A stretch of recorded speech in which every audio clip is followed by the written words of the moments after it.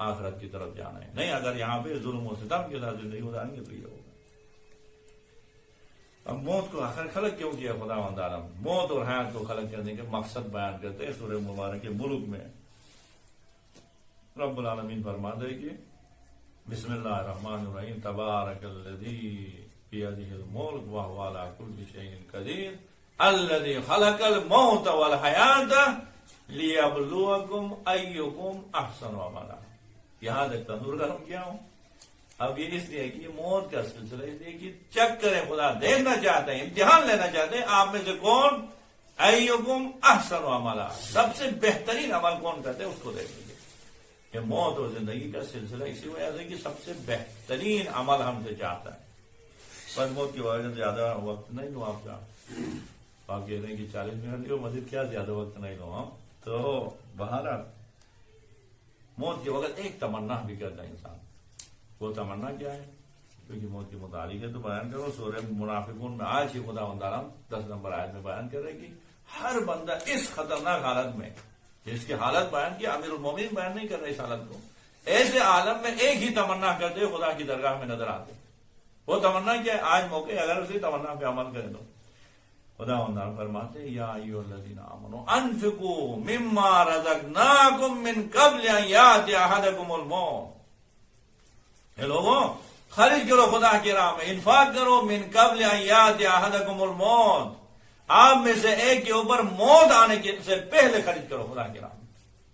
رائے خدا میں مال خرید کرو جان خرید کرو. یہ بہت خدا نے دیا اسی جان کو خدا کی راہ میں خرید کرو اسی مال کو خدا کی راہ میں خرید. کیوں؟ وَأَنفِقُوا مِمَّا رَزَقْنَاكُم مِّن قَبْلِ أَن يَأْتِيَ أَحَدَكُمُ الْمَوْتُ فَيَقُولَ رَبِّي لَوْلَا أَخَّرْتَنِي إِلَىٰ أَجَلٍ قَرِيبٍ فَأَصَدَّقَ وَأَكُن مِّنَ الصَّالِحِينَ. اس لیے کہ کل جب موت آئے گی تو فَيَقُولَ رَبِّي یہ انسان کہے گا پروردگارا لولا اخرتنی الی اجل قریب پروردگار بس تھوڑی سی مہلت دے کہ مجھے بھیجے دنیا میں تو مکمل نہیں بھیجتا ہے تھوڑی مہلت کے لیے تو بھیج دیں. کیا کرو گے؟ فَأَصَدَّقَ وَأَكُن مِّنَ الصَّالِحِينَ دنیا میں جا کے صدقہ دے کے صالحین سے بن کے واپس جلدی سے آؤں. اس کو پتہ چلتا ہے کہ آنکھوں سے پردے ہٹیں وہاں پہ صالحین لوگوں کو نجات ہے. اور صالح لوگ کون ہو سکتے ہیں؟ جو دنیا میں صدقہ دیتے ہیں خدا کی راہ میں انفاق کرتے ہیں. یہ لوگ کیا ہیں؟ خدا کی راہ میں خرچ کرتے ہیں. اب موت سے ہر بندہ فرار اختیار کرتا ہے. اسی لیے کیا کہا ابتدا میں کہا کہ اینما تکونوا جہاں کہیں پہ بھی ہو یدرککم الموت موت آپ کو آگے پکڑ لے.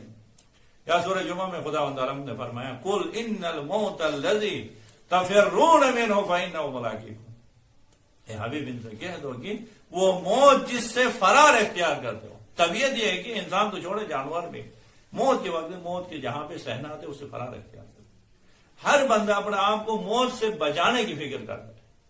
لیکن کائنات میں ایک ہستی ہے جو خدا کی درگاہ میں یہ کہتے ہوئے نظر آ رہی کہ یا الہی عجل وفاتی سریعا پروردگارا فاطمہ کو اس دنیا میں رہنے نہیں دیا آپ کی درگاہ میں دعا مانگتی نظر آ رہی ہے.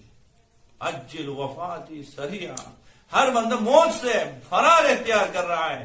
لیکن رسول خدا کی اکیلی بیٹی دنیا میں فاطمہ زہرا خدا کی درگاہ میں دعا کرتے ہوئے نظر آ رہی پروردگار میرے موت کو جلدی بھر دے. یا الہی عجل وفاتی سریعا فلقد افوت الحیات یا مولا دنیا میں رہنے نہیں دیے مجھے. دنیا کے دن میرے لیے سخت بنا دیے. اتنے سخت ہوئے اتنے مصائب زہرا کے اوپر آئے کہ اگر یہ مصائب روشن دنوں پہ آتے تو یہ تاریک راتوں میں بدل جاتے. آخر کس وجہ سے؟ ہر بندہ تو یہ تمنا کرتا ہے دنیا میں رہے وہ بھی خصوصاً ماں ہونا چھوٹے بچوں کی ماں ہو تو اپنے لیے نہیں تو کم از کم اپنے بچوں کے لیے بھی دنیا میں رہنا چاہتی ہے.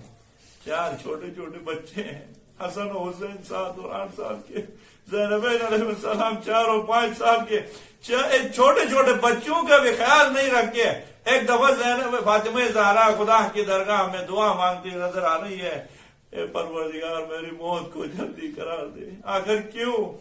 اسی وجہ سے کہ فاطمہ زہرا پہ بابا کی امت نے اتنے مصیبتیں ڈالی. بابا کے وفات کے بعد یہ بدبخت امت نے آگے فاطمہ زہرا سلام اللہ علیہا کے اوپر وہ خاندان نبوت کا گھر وہ خاندان نبوت کا دروازہ جس پہ پیغمبر پاک 9 مہینے تک آئے تطہیر کی تلاوت کر رہے تھے، اسی دروازے پہ آگ لگا دی اور جلتے دروازہ بنت رسول خدا کے اوپر گرایا، اور بنت رسول خدا آواز دے رہے یا فطرت خزینی، اے فضا مجھے اٹھا دے، علی کو خبر نہ ہونے سے پہلے مجھے اٹھا دے، میرا محسن شہید ہو۔ الا لعنت اللہ علی القوم الظالمین وسيعلم الذين ظلموا أي منقلب ينقلبون إنا لله وإنا إليه راجعون۔